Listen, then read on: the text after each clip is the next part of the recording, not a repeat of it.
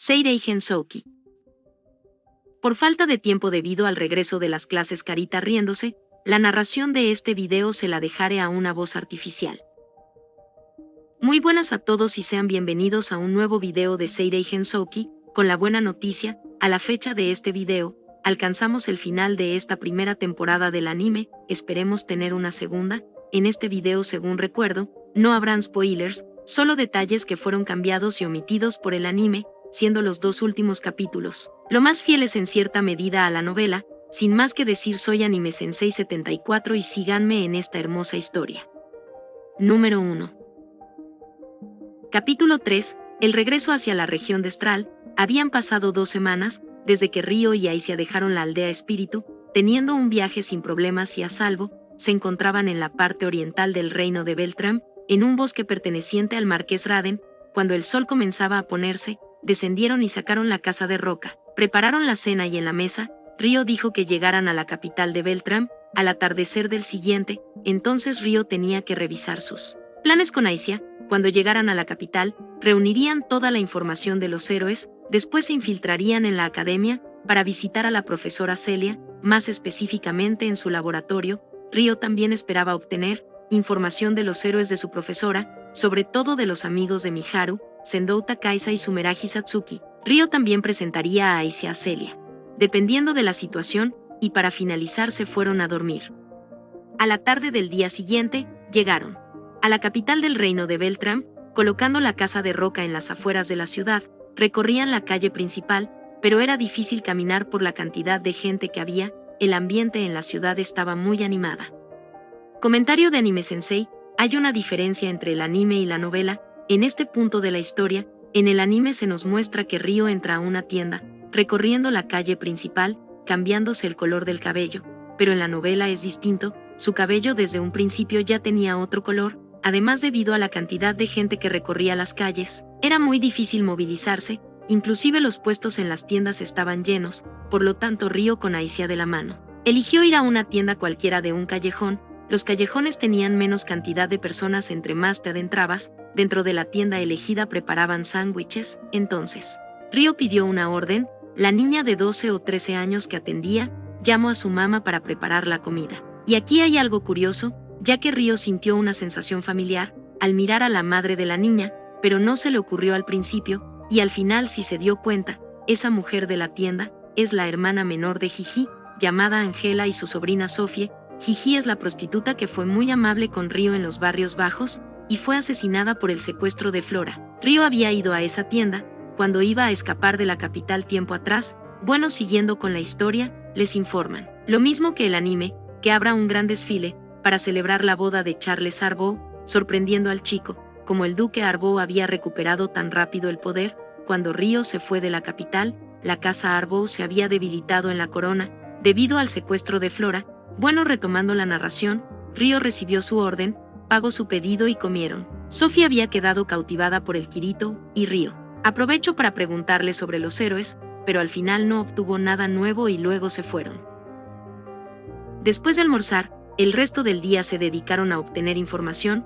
Ya al anochecer, se infiltraron en la academia de Beltram, se fueron a la torre de la biblioteca y se dirigieron hacia el laboratorio de Celia. Lo mismo sucedido en el anime, pero con la diferencia de que Ryo y Aicia no entran al laboratorio, sino que en la novela, como Ryo tocó la puerta del laboratorio y no respondía nadie, Aicia entra en su forma espiritual, se adentra en el laboratorio y le comenta su reporte a Ryo, diciendo que las cosas del laboratorio habían sido removidas y parecía indicar que no había sido utilizado recientemente. Al chico esto le parecía extraño, así que decidió obtener información con un investigador. Aicia se dio la tarea de buscarlo en su forma espiritual. Ya al encontrarlo le indicó el camino, y como en el anime decidió utilizar artes de ilusión. Estas artes afectan los 5 sentidos y son complicadas de utilizar, ya que se requiere tiempo, habilidad en las artes espirituales y encontrar desprevenido al objetivo, para así no encontrar resistencia. De lo contrario, la ilusión se debilitaría.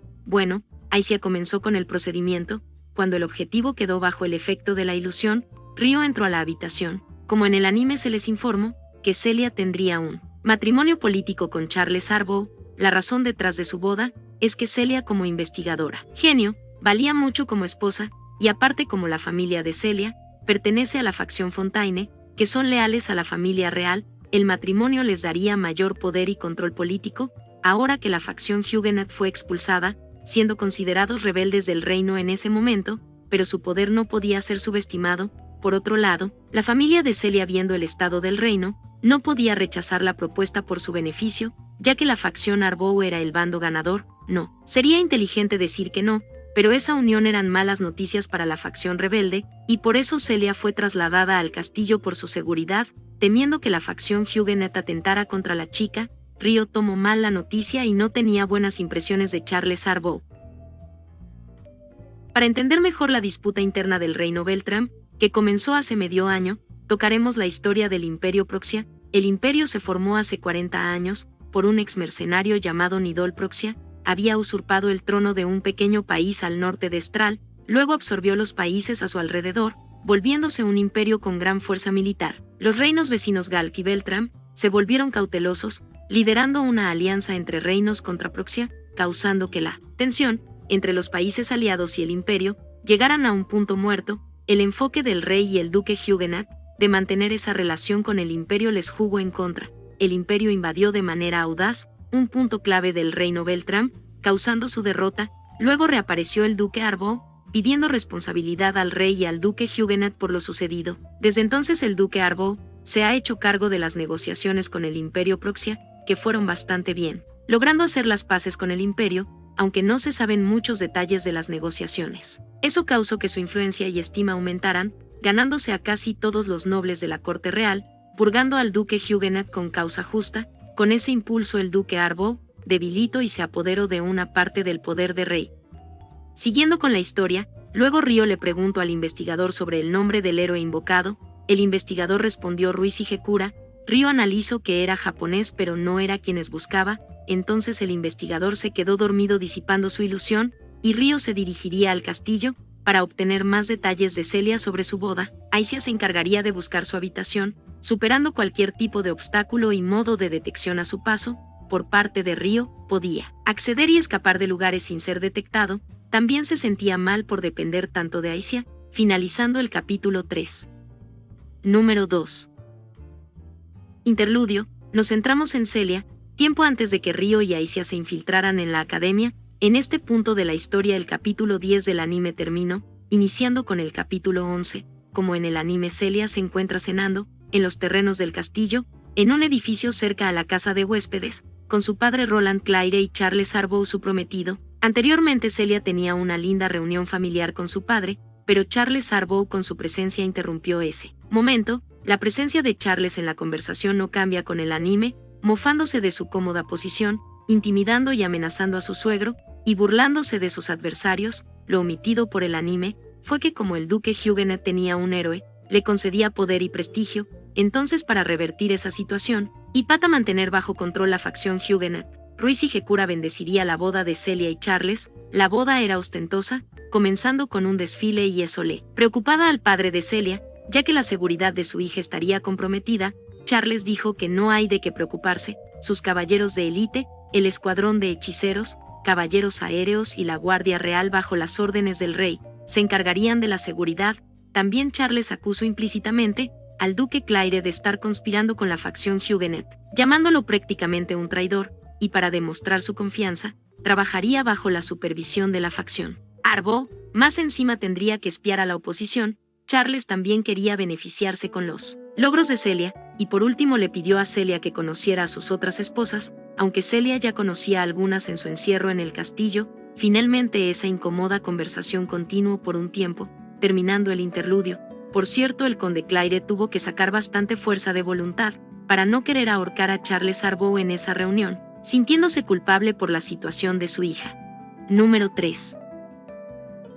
Iniciamos con el capítulo 4. Aproximadamente una hora después de que Río y Aicia dejaran la academia, Río volaba solo por el castillo, siendo camuflado por su abrigo negro, esperando por información de Aicia. Los espíritus, por medio del lazo espiritual, podía leer los recuerdos de su contratista, por eso Aicia conocía el rostro de Celia. Río estaba preocupado por su espíritu, debido al tiempo que tardaba en comunicarse. Después de entrar al castillo, entonces Aicia se comunicó con él, diciéndole que Celia había terminado de cenar y estaba en su habitación en la casa de huéspedes. La seguridad del lugar era máxima, pero Aicia lo vio en su forma espiritual, llegando rápidamente. El edificio estaba separado del castillo, pero siendo el más cercano, Ryo aterrizó en la terraza de su habitación. Su recámara era prácticamente un apartamento, y Celia estaba en su estudio. Aicia se quedaría a vigilar en su forma espiritual, y como lo retrata en el anime, Celia estaba triste porque llevaba tiempo sin ver a su padre, y su reunión se daba por asuntos políticos. Además, el conde Claire era sospechoso de ayudar al duque Huguenet y la princesa Flora a escapar, motivo que preocupaba a su hija. Entonces, para aliviar esas sospechas, Celia sería sacrificada, volviéndose un rehén por el resto de su vida. Luego Celia tomó la carta que Ryo le envió meses atrás, deseando volver a verlo. Ella guardaba sus cartas con cautela y admitió que Ryo le gustaba, deseando haber creado mejores recuerdos. Celia pensó en quemar las cartas, hasta que escuchó un crujido de la puerta. Bueno, Ryo entró y se presentó como un ex estudiante, pero por su color de cabello Celia no pudo reconocer al intruso, hasta lo confundió con un espía por el aspecto guapo del Kirito, pero su voz era familiar. Después Ryo se quitó el collar y su pelo regresó a la normalidad. Entonces los ojos de la chica se llenaron de lágrimas, saltando al pecho del chico, y Ryo también abrazó a su profesora. Su conversación ya la dijo el anime. Celia comprobó que no era un sueño. Ryo se burló de la estatura de su maestra, también elogió su belleza, y Celia también elogió lo apuesto que se había vuelto el chico, pero Ryo mencionó su boda y con quién se casaría. Entonces le preguntó a Celia si ella quería casarse. Celia no sabía qué responder. Luego Ryo añadió que no podía quedarse de brazos cruzados. Al enterarse de su situación, de repente Celia le preguntó si se infiltró en su cuarto. Ryo admitió el hecho, encontrándose en la zona con mayor seguridad. Si se enteraran de la infiltración de Ryo, el fracaso se reflejaría en todo el reino. Regresando al tema, la investigación era todo para Celia, siendo el interés en casarse algo secundario. Entonces Ryo quería comprobar directamente con su maestra si realmente quería casarse. De ser así, Ryo daría su bendición. Bueno, básicamente, Celia respondió que estaba siendo obligada al matrimonio por la posición de su familia. El compromiso fue propuesto por la familia Arboe. Celia ya no podría seguir siendo maestra de la academia. Además, aunque se le permitiría la investigación en la casa de Charles Arboe, ya no podría dedicarse completamente a ella. También declaró que Charles Arboe no le gustaba, pero elogió que era caballeroso con las mujeres, pero Ryo no podía aceptar el matrimonio. Entonces Celia tomó por sorpresa a Ryo, diciéndole si sería él quien la tomara y la llevara lejos, para vivir juntos por el resto de sus vidas. Entonces Ryo dijo que lo haría si era lo que deseaba Celia, pero después Celia dijo que estaba bromeando, pero sus palabras la hicieron feliz. Irónicamente, eso aumentó su determinación. Tenía motivos para no rechazar el compromiso. Entonces Celia dijo que se iba a bañar, y cuando saliera esperaba no encontrarlo, ya que no podía cubrirlo. Cuando sus asistentes entraran a atenderla, entonces Celia, con una sonrisa, pero con una gran tristeza dentro suyo, le pidió al chico que no viniera a su boda, sacándolo del estudio y amenazándolo con gritar si después de contar hasta 20, lo encontraba afuera. Luego de contar no encontró a Ryo afuera. Para asegurarse usó una habilidad para detectar la esencia mágica en las cercanías. Al comprobar que no había rastro de Ryo, observó la ventana abierta, deduciendo que había entrado por ella. Entonces la cerró y las lágrimas comenzaron a caer por sus ojos, dando las gracias a Ryo por volver a verlo. Ryo, después de dejar la habitación, voló junto a Aicia por el cielo. Le dijo a Aicia que no podía aceptar el compromiso sin saber los verdaderos sentimientos de su maestra, decidiendo asistir a la boda, pero antes buscaría información sobre la relación del duque Arboe y el conde Claire, disculpándose con Aicia por las molestias, pero su espíritu le respondió que siempre estaría junto a él. Terminando el capítulo 4. Número 4. Iniciamos con el capítulo 5. A la mañana siguiente la pareja se preparaba para el desfile. El plan era ir a la capital al mediodía, dirigiéndose hacia el gran templo cerca del castillo, dedicado a los 6 dioses sabios. La boda se celebraría en el altar exterior del templo. Miles de personas se reunirían para el desfile, como gente de bandas y escuadrones, también amigos y familiares, que visitaron a los novios para darle su bendición. Entre los invitados apareció Raiz, siendo conducido por un caballero, para darle su bendición a Charles. Exteriormente su conversación era muy cordial, pero Raiz ponía una sonrisa falsa y vacía. Su papel en el reino Beltram en ese momento era representar como embajador del Imperio Proxia. Charles quería ofrecerles la mayor hospitalidad en su casa, pero Raiz no quería importunar a los recién casados, diciendo que en unos días, la pareja recibiría su regalo. Sin saber de qué se trata el regalo, Raíz también quería pasar por un perfil bajo. Habiendo sentido la presencia de Aisia por el centro de la capital, siendo difícil identificarla por tanta gente, bueno, Raíz inventó una excusa para despedirse de Charles, diciendo que se dirigiría al gran templo. Charles le asignó un número de guías, y ambos se despidieron. Después Charles le pidió a su mayordomo que llamara a sus otras esposas. Para dirigirse a visitar a Celia, el mayordomo fue a cumplir con su orden, y Charles resopló triunfante por su nariz, impaciente porque llegara la noche, sonriendo para sí mismo. Mientras tanto Celia era toda una princesa, el sueño más lindo hecho realidad, con su vestido de novia, esperando tranquilamente, en una tienda de campaña, separada de Charles, hasta que este último apareció, con su dulce voz empalagosa, preguntando a los caballeros afuera de la tienda, aún sabiendo que Celia estaba dentro. Celia suspiró y trató de colocar su mejor sonrisa, para responder que sí se encontraba dentro. Entonces Charles entró a la tienda, junto a 6 mujeres con vestidos, y 6 caballeros con trajes ceremoniales. Todos en esa tienda estaban encantados con la belleza de Celia. Por cierto, en el anime sucedió al revés. Celia salió de la tienda para recibir a Charles, y no aparecen los caballeros por ningún lado. Bueno, siguiendo la historia, Charles la llenaba de elogios. Celia, con su traje de novia, representaba casi como la imagen de un hada de invierno. Celia contestaba cortésmente sus elogios, hasta que Charles intentó tocar su mejilla, y Celia se acobardó, aún intentando no acobardarse, pero se avergonzó por ello,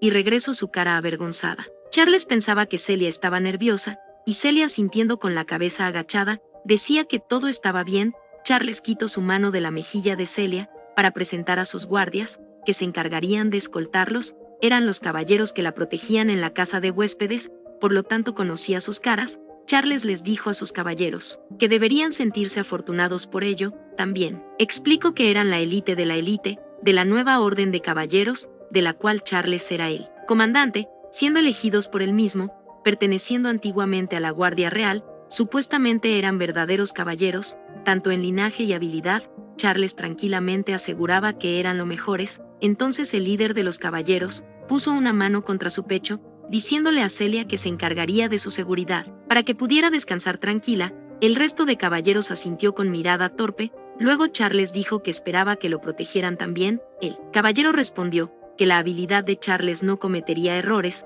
y más bien lo estarían frenando, en el caso de que sucediera algo inesperado. Charles elogió su respuesta. Entonces una de sus esposas le dijo que debería ir a prepararse para el desfile. Charles asintió la sugerencia, dejando a Celia que se relacionara con sus esposas, para que se pudiera relajar mejor. Esa era la expectativa, pero la realidad, la primera esposa, se comportó de manera desagradable desde el principio. Aun cuando Celia mostró gran amabilidad, la primera esposa fue a marcar su posición en el grupo, al cual se uniría Celia. Le dijo que no importaría su estatus o sus habilidades, cuando se volviera una esposa más, solo sería considerada la séptima. En realidad el grupo de esposas se encontraban asustadas, que la presencia de Celia afectara su posición y su parte en el tema de la herencia. Las esposas de Charles Arbow eran de edades dispersas y algunas de ellas era una compañera y una estudiante de Celia. Siendo la quinta y la sexta esposa, Charles pasaba por la edad de los 30, y su primera esposa Tenacina tenía 30 años.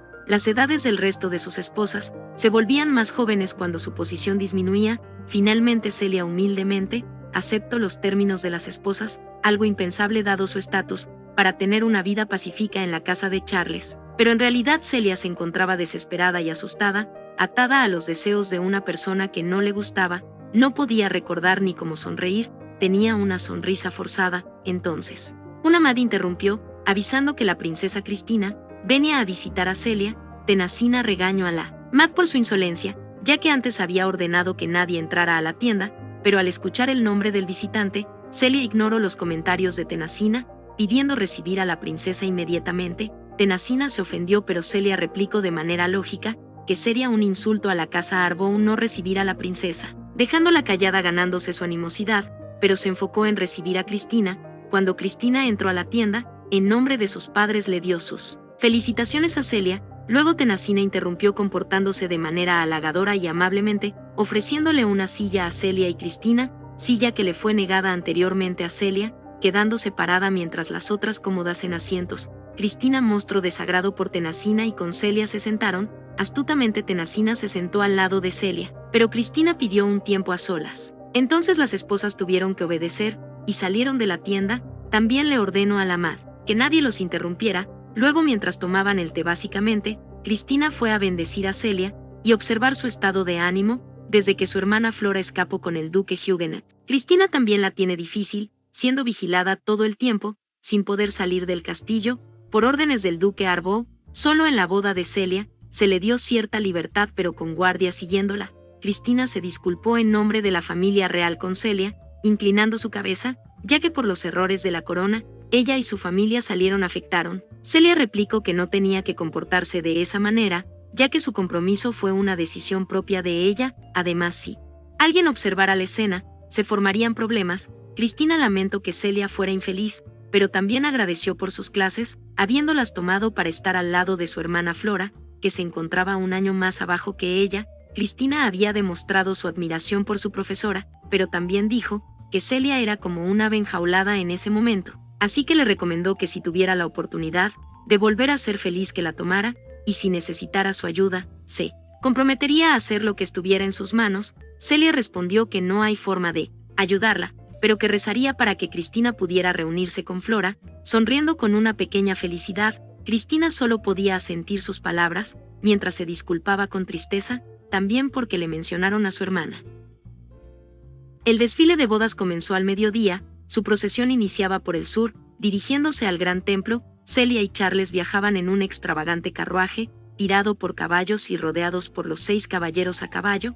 Eran el centro de un anillo de seguridad, conformado por soldados y músicos. Charles Arboe se sentía triunfante, agitando su mano a los civiles de la carretera. Celia también sonreía a los ciudadanos. Mientras agitaba su mano, los ciudadanos estaban cautivados por la belleza de Celia y envidiaban a Charles Arboe por casarse con ella. De repente corearon la palabra novia de plata, apodo que le gustó a Charles. Mientras menospreciaba a los ciudadanos, de manera prepotente se jactaba de haberle robado el corazón a Celia, diciéndole a su prometida que debería sentirse orgullosa por sentirse tan apasionado por ella, diciendo también que Celia era superior al resto de sus esposas. Celia solo sentía desagrado por dentro.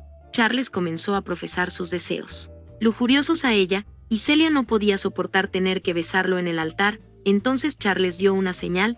Luego los caballeros desenvainaron sus espadas y gritaron en voz alta: «¡Viva la familia del duque Arboe! ¡Gloria a Charles Arboe!», repetidamente, y el resto de las personas comenzó a gritar lo mismo, extendiéndose por las masas a gran velocidad. Charles se reía entre dientes, diciéndole a Celia que se volvería el líder del pueblo, como heredero de su padre, y ella se convertiría en su esposa. Mientras tanto, en el templo, habían demasiados asistentes esperando la llegada de Celia, y un camino desde la entrada hacia el altar, donde se harían los votos ceremoniales. Luego habría una fiesta en el gran templo y en el jardín al aire libre, después de que terminaran los votos ceremoniales. Río estaba mezclado entre la gran multitud esperando la llegada de Celia. Aicia se encontraba dentro de él. Aicia le avisó que Celia se acercaba y el ambiente le decía lo mismo. Después de buscar información detrás del matrimonio de Celia, Río se sentía más tranquilo. También le agradeció a Aicia, quien ayudó a completar la información. Río dijo que al principio se sentía perdido y no sabía qué podía hacer, pero Aicia le dijo que aunque se sintiera perdido, tenía la fuerza para seguir adelante. Gracias a eso había tomado su decisión. Luego esperaron hasta que llegó el desfile de Celia. Los visitantes en los terrenos del templo gritaron al carruaje: «Gloria y honor al reino Beltrán, sostenido por la familia del duque Arboe! ¡Viva la familia del duque Arboe! ¡Gloria a Sir Charles Arboe!». El ambiente tan acogedor se debía a los nobles de la facción Arboe. Entonces Charles saludaba emocionadamente, y Celia actuaba como la esposa que sonríe. Río se sintió preocupado por la expresión de dolor de su profesora. El chico se encontraba muy bien camuflado, que su profesora no lo podía notar. Como no podía gritar para llamar su atención, Aicia salió de su cuerpo en su forma espiritual para dirigirse hacia Celia. Entonces el cuerpo de la sonriente Celia se estremeció, miró a los alrededores, observó a Río y dijo: «¿Por qué?», con una expresión de dolor y lágrimas saliendo de sus ojos. Río miró el rostro de Celia llorando, se dio la vuelta y dejó la multitud. Justo antes de que Celia viera a Río, actuaba lo mejor posible para no estropear las cosas, y sin darse cuenta, había llegado al gran templo. Se observaba las escaleras que llegaban al altar exterior, con asientos preferenciales para personas importantes fuera y dentro del reino. Entre ellos se encontraba la realeza, el comandante de la guardia y espada del rey, el hombre más fuerte del reino Alfred, y el embajador del imperio Proxiarais. en el anime nos muestran que están parados. Pero en la novela estaban más cómodos. Bueno, siguiendo con la historia, bajo el altar justo antes de las escaleras, había un chico vestido de héroe, con pelo rubio, estando entre la mitad y finales de su adolescencia. Celia dedujo que era el héroe del reino Beltrán, Ruiz y Hekura. Su apariencia era distinta al de sus amigos invocados. Siendo un siervo de los 6 dioses sabios, con su bendición a la pareja, el matrimonio no tendría vuelta atrás. Luego Aicia se comunicó a la cabeza de Celia. Celia preguntó quién era. Aicia se presentó y declaró sus motivos, indicándole la dirección donde se encontraba Río. Celia derramó lágrimas, porque no quería que Río la viera casada con otro. Charles se dio cuenta de las lágrimas, pero Celia lo calmó con una excusa, mientras sentía muchas emociones por dentro, pero se sentía feliz de volver a ver a Río, mientras Charles malinterpretaba las emociones de Celia a su conveniencia. Cuando los caballos del carruaje se acercaron al altar, intentó buscar a Río de nuevo, pero no lo pudo encontrar. Tampoco pudo comunicarse con Aicia. Entonces el carruaje había llegado a las escaleras. Cuando estaban a punto de bajarse, apareció un intruso infiltrado en el escuadrón, una sombra corriendo entre la multitud, acercándose al carruaje rápidamente. Comentario de Anime Sensei. Aquí termina el capítulo 11 del anime. Sigamos con la historia. El líder del escuadrón ordenó una barrera. Los soldados cumplieron sus órdenes y extendieron sus lanzas, formando una barrera horizontal. La sombra negra entraba y salía de la barrera, hasta que se alejó a cierto punto, encontrando un punto abierto. Luego el líder del escuadrón ordenó atacar a los magos. Los magos atacaron con balas de luz, pero la sombra negra había esquivado las balas, dejando atónitos a todos los presentes. Luego, estando a varios metros de la barrera de soldados, saltó sobre las cabezas de los soldados, cruzando fácilmente sobre la barrera. Los soldados se volvieron un caos, y la sombra negra se acercó a 10 metros del carruaje. Tenía figura humana con un abrigo negro y una capucha que cubría su cuerpo y su cara. Los soldados estaban impresionados por su habilidad física. Celia, al mirar dentro de la capucha negra, se dio cuenta de su identidad, mientras que la sombra negra se ajustó su capucha y empezó a correr. El líder de los caballeros recuperó el sentido, bajó de su caballo y dio instrucciones para que los otros 5 bajaran del caballo y lanzaran un hechizo de refuerzo corporal, mientras los soldados compraban tiempo, ya que el líder del escuadrón había notado la gran diferencia de habilidad. La sombra se deshizo rápido de los soldados, y los 6 caballeros habían terminado de prepararse para la batalla. Entonces 4 caballeros rodearon a la sombra, mientras 2 se quedarían afuera para vigilar su salto. Luego los 4 caballeros atacaron. Celia se estremeció de miedo, y Charles celebraba el triunfo de sus caballeros antes de tiempo, hasta que su boca quedó en shock al presenciar el resultado, y los ojos de Celia se quedaron asombrados. La figura negra no mostró signo de cobardía. Los caballeros, midiendo el espacio, trataron de atacar por el frente y los lados, pero sin previo aviso un caballero recibió un ataque. Con el golpe sintió que su armadura se doblaba, saliendo a volar varios metros. La velocidad y fuerza del ataque dejó congelados a los caballeros por un instante. En ese momento de debilidad, la sombra agarró la hoja de la espada de un caballero que iba torpemente hacia la sombra, retorció su hoja y el caballero, sin pensar, soltó su espada. La sombra se adelantó dándole un rodillazo a su estómago, mandándolo a volar por los aires. Luego se giró y corrió hacia las 2 figuras restantes. Los 2 caballeros en la retaguardia planearon unirse a la vanguardia, pero la figura negra ya había alcanzado a los 2 del frente, y los 2 caballeros del frente atacaron, pero la sombra los evitó audazmente. Se acercó a uno de ellos, y con una patada derribó de un golpe a su oponente. El caballero restante intentó contraatacar, pero la figura negra evadió la espada, y con un puño lo incapacitó. Los caballeros de la retaguardia eran los únicos que quedaban. Al mirar cómo sus compañeros fueron aniquilados, disminuyeron su velocidad. La figura negra se ajustó la capucha y se dirigió donde Celia. El capitán de la guardia se preparó para impedir el paso, pero su subordinado que lo acompañaba atacó apresuradamente. El capitán intentó detenerlo, pero era demasiado tarde. La figura negra evadió su ataque saltando, puso sus piernas alrededor de su cuello, controló su postura y lo azotó, lanzando su cuerpo hacia el capitán de los caballeros. En pánico, el capitán evadió el cuerpo. La sombra negra usó ese tiempo para reponer su figura al suelo, se acercó al capitán y le lanzó un golpe de codo. Luego el capitán rodó por el suelo gimiendo. La pelea con los caballeros solo duró unos momentos y ya no había nadie que se interpusiera entre la figura negra y el carruaje. La figura negra corrió hacia el carruaje, saltó y aterrizó delante de Celia. Charles intentó golpearlo, pero fácilmente fue lanzado contra el suelo, dejando a Celia y la figura negra de pie en el carruaje. luego la figura negra.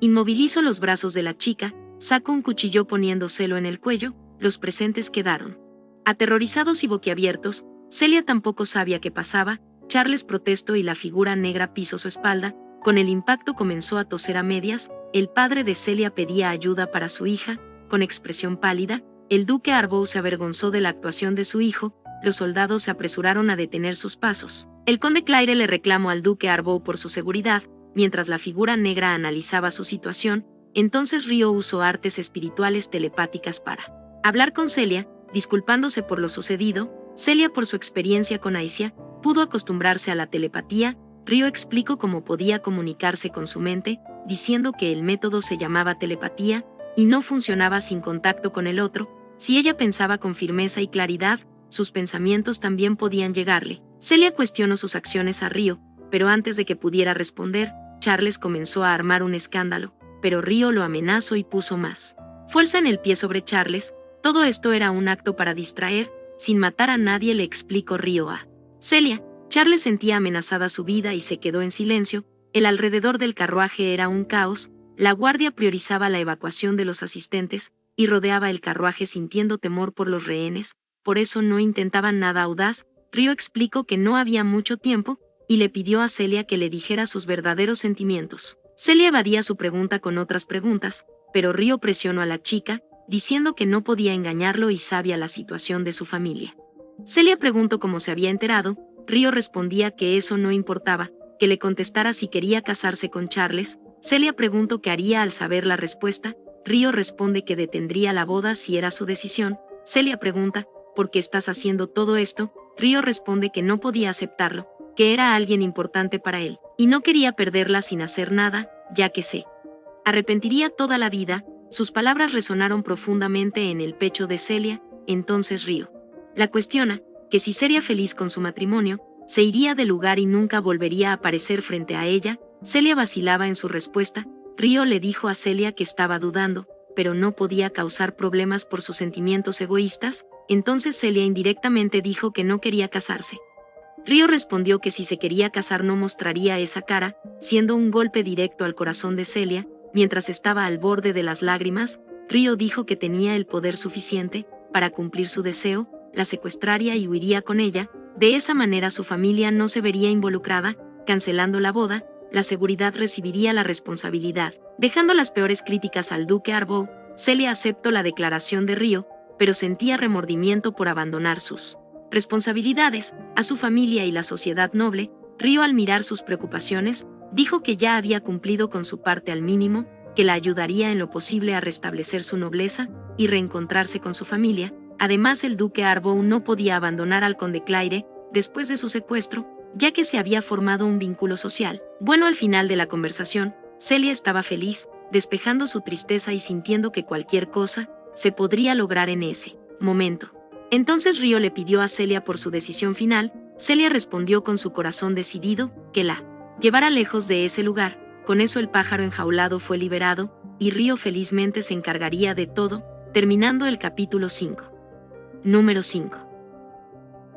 Iniciamos el capítulo 6. Iniciamos con una de mis partes favoritas, Río versus el ejército real de Beltrán. Bueno, Río tenía sometido a Charles Arbow. De repente Río le dijo: ya lo decidí. Charles, asustado, le preguntó si lo mataría. Río respondió que no por ser una vergüenza, pero se llevaría a su futura esposa. Charles, enojado, replicó que no podría escapar de esta situación. En ese momento, alrededor del carruaje habían cientos de soldados, faltando todavía que llegaran los refuerzos. Río se burló diciendo que intentara atraparlo. Guardó su cuchillo y cargó al estilo nupcial a Celia. Celia siguió la actuación como una chica secuestrada, mientras impotente Charles intentaba luchar. El conde Claire gritaba mientras era retenido por los soldados. Celia se disculpó con su padre prometiendo que se volverían a ver. El conde quedó aturdido al mirar la sonrisa de Celia dirigida hacia él. Río le habló telepáticamente que se preparara, luego corrió hacia los soldados, mientras estos estaban confundidos, recibiendo dos órdenes distintas, entre moverse dirigida por Charles y quedarse quietos. Finalmente decidieron acatar la orden de Charles, pero era demasiado tarde. Río, con su velocidad, saltó sobre los soldados lanceros. Charles se quejaba. Los hechiceros intentaron dispararle balas de luz, pero Charles los detuvo por la seguridad de Celia. En vez de eso ordenó perseguirlos con los caballeros aéreos, que se podían movilizar por el aire en grifos. Ryo, con sus habilidades que superaban a los soldados, que poseían reforzamiento mágico, pudo escapar de ellos, pero rápidamente era perseguido por los caballeros aéreos. El comandante de los caballeros ordenó que los soldados cerraran la ciudad, los caballeros aéreos los persiguieran, y solo los soldados que tuvieran reforzamiento combatieran contra él, debido a que se temía que tuviera un artefacto mágico, para mejorar sus habilidades, también que establecieran comunicación a larga distancia con artefactos. Después le ordenó a su hermana Vanessa que vigilara la zona coordinando a los jefes de escuadrón. Después Charles se acercó y se quejó con el comandante Alfred, diciendo que estaba actuando convenientemente, pero Alfred le replicó que cuando él ordenaba y organizaba a los soldados para la seguridad del desfile, Charles con sus guardias cambiaban sus decisiones, sin haberle dado la autoridad para hacerlo, volviéndolo el culpable de la situación. Luego Alfred le preguntó a Charles sobre los motivos del bandido. Charles respondió que era una venganza contra él. Alfred dijo que había un gran número de sospechosos, pero por el honor del reino atraparía al bandido, dejando a su hermana en control de la zona y Charles de la situación. Mientras el comandante empezó a correr, sin ningún encantamiento, su velocidad estaba por encima de un caballero con habilidades físicas mejoradas. Charles gritaba quejándose con el comandante para que atrapara al bandido, y sin darse cuenta el héroe fue tras el comandante en secreto. Mientras tanto Raíz observaba el caos de manera agradable, lamentaba el hecho de no poder interferir por cumplir el papel de embajador, interesándose en el bandido y el espíritu. Mientras tanto, Ryo corría por los tejados del distrito noble, casas que eran cuidadas por los sirvientes. Mientras los nobles fueron al desfile, Ryo se dirigía al oeste de la capital. Los caballeros de a pie no podían seguirlos, y los caballeros aéreos eran los únicos en llevarle el paso, volviéndose un problema para el chico. De repente Celia dijo que iba demasiado rápido. Ryo afirmó y dijo que se sujetara fuerte, ya que aumentaría su velocidad. Celia aceptó sus palabras. Mientras se sujetaba al chico, apreciaba lo mucho que había crecido, pensando que se ha vuelto un joven maravilloso. Ryo le escuchó por telepatía y agradeció el elogio. Celia dijo que no pensara nada raro, haciendo un puchero avergonzada. Luego preguntó si se había acostumbrado a la velocidad. Celia afirmó la pregunta. Entonces Ryo aumentó su velocidad. Celia preguntó qué tanto podía correr. Ryo dijo que esa velocidad era suficiente para un camino con obstáculos, pero sin obstáculos y plano recto podía correr más rápido. Celia preguntó qué clase de hechicería era, pero Ryo dijo que le explicaría después, que primero tenían que llegar al lugar que había preparado con su cómplice. Ryo aterrizó en un callejón suavemente con sus artes espirituales. Se encontraban en una zona media alta, cerca de las murallas del castillo.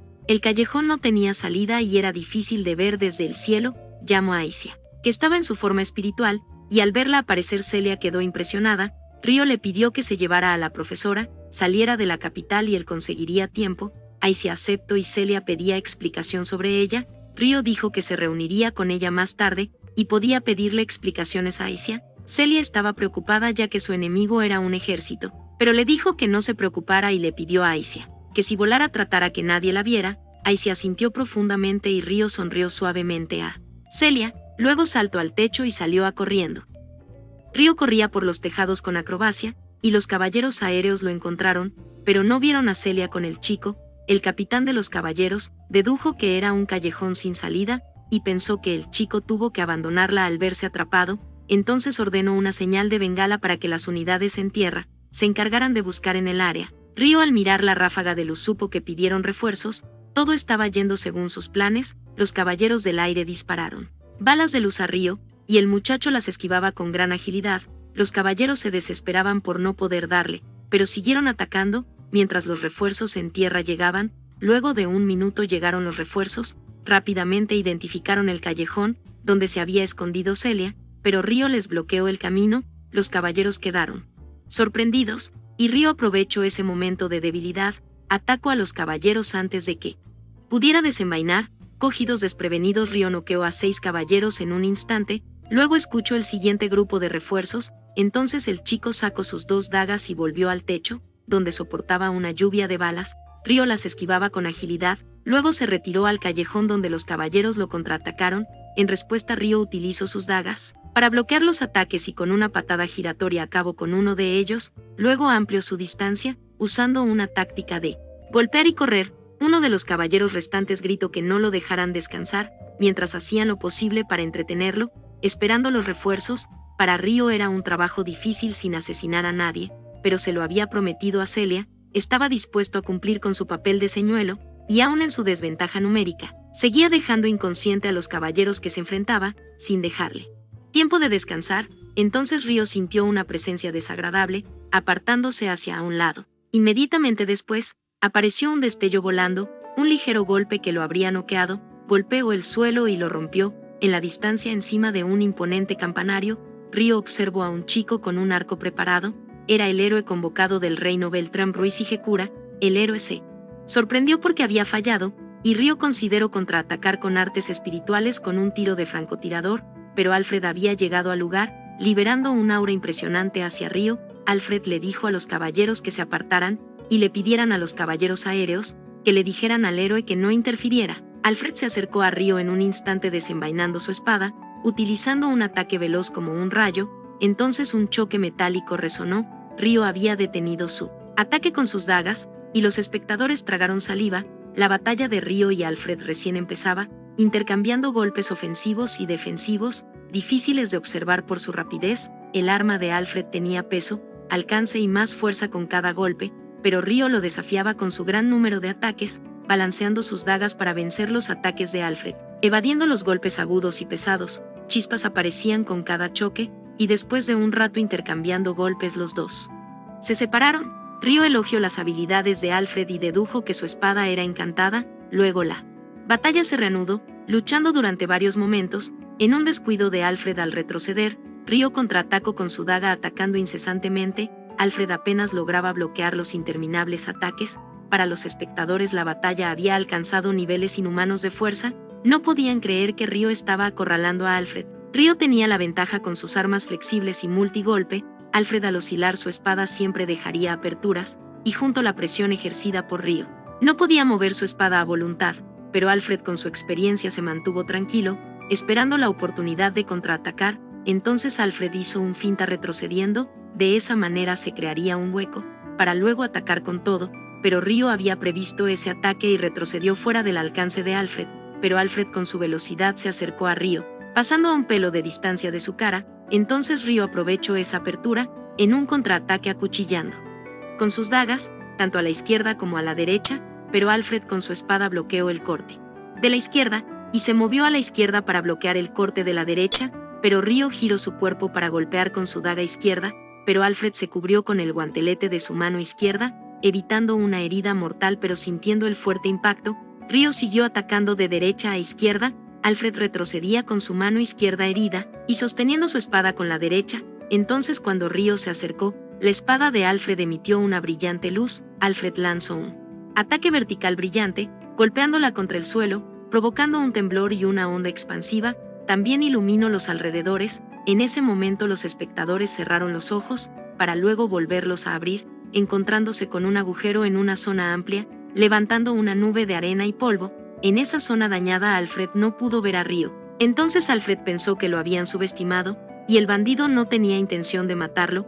Río estaba atacando con el extremo y no con la hoja, pero no importara las preguntas, el bandido había escapado sin dejar rastros. Ahora la duda de Alfred fue hacia donde había corrido. Un caballero en un grifo preguntó por el bandido. Alfred respondió que no lo sabía, pero el caballero al ver el agujero, fue suficiente para convencer a todos de que no había manera que el bandido sobreviviera al ataque, pero Alfred dejó sus dudas y priorizó la búsqueda por los callejones, el tratamiento a los heridos, el patrullaje por el aire, y comenzó a dar órdenes a sus tropas, pero no volvieron a encontrar a Celia.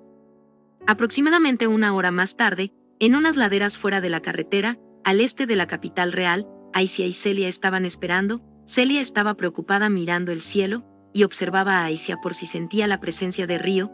También le preguntaba insistentemente al espíritu sobre el estado de Río. Aicia le respondía diciéndole que Río estaría bien. Celia le preguntaba cómo podía saberlo, hasta que Río había regresado aterrizando en el suelo, anunciando su regreso. Los ojos de Celia se abrieron en shock, y Río se disculpó por haberla preocupado. También agradeció a Aicia por su esfuerzo. Entonces Río dijo que saldrían del reino Beltrán, dirigiéndose al este hacia el reino Galark, para encontrar pistas de los héroes. Río notó que Celia estaba incómoda, preguntándole qué le sucedía. entonces le respondió que todavía tenía dudas de si estaba haciendo lo correcto. Entonces Ryo preguntó que si quería volver a la capital. En resumen, Celia respondió que estaba confundida de si merecía sentirse tan feliz estando al lado de Ryo, pero que no se arrepentía de nada. Además, también estaba preocupada por el dinero, proponiendo vender su vestido, pero Ryo le respondió que no había necesidad que lo vendiera, ya que él se encargaría de cuidarla. Entonces Celia aceptó felizmente su oferta con alegría. Luego Ryo tomó a Celia al estilo nupcial, mientras se preparaban para moverse nuevamente, hablando de muchas cosas por el camino, terminando el capítulo 6, y estando al día con la primera temporada del anime. Número 6. Epílogo. Esa noche dentro del castillo Beltram, en una habitación de invitados, la hija noble del duque Christie del reino Galar que estaba cenando, se encontraba en un viaje de negocios, pero la charla se había puesto en espera, posponiendo su regreso a la ciudad de Amande. Como noble y comerciante del reino Galar, había sido invitada a la boda de Celia, pero debido a su secuestro, el reino se encontraba en un caos, prohibiéndole salir por su protección. Arya le informó a Liselotte que podrían salir en un par de días. Liselotte dijo que el colapso de la casa Arbow resultaría beneficioso para el reino Galar. Por su parte, Arya comentó que era estimulante ser testigo, pero estaba preocupada por Celia. Liselotte le preguntó a Arya que quién creía que era el culpable. Arya respondió que podría ser una facción opuesta del duque Arbow. Entonces Liselotte respondió, sí. Fuera así, que no se preocupara, ya que Celia estaría bien, pero el número de personas que podría lograr algo como eso era limitada. Arya contestó que podría lograrlo con alta dificultad, siempre que tuviera una poderosa espada encantada. Entonces Liselotte preguntó si alguien tan hábil como Arya tomaría el riesgo, pero Arya respondió que secuestrar a Celia no era problema, el problema era escapar, enfrentando las unidades terrestres y caballeros voladores por la ciudad. Entonces Liselotte dijo que todos los reinos estaban actuando de mala manera y había que tener cuidado con el Imperio Proxia, pero Liselotte dejó de pensar en los problemas, decidiendo relajarse hasta regresar a Amande. También le pidió a Arya que le dijera a sus acompañantes que hicieran lo mismo. Arya asintió respetuosamente. Finalmente Liselotte dijo que el reino Galar tendría que trabajar más duro, ya que pronto sería presentado su héroe invocado, Satsuki Sumeragi, finalmente terminando el volumen 5.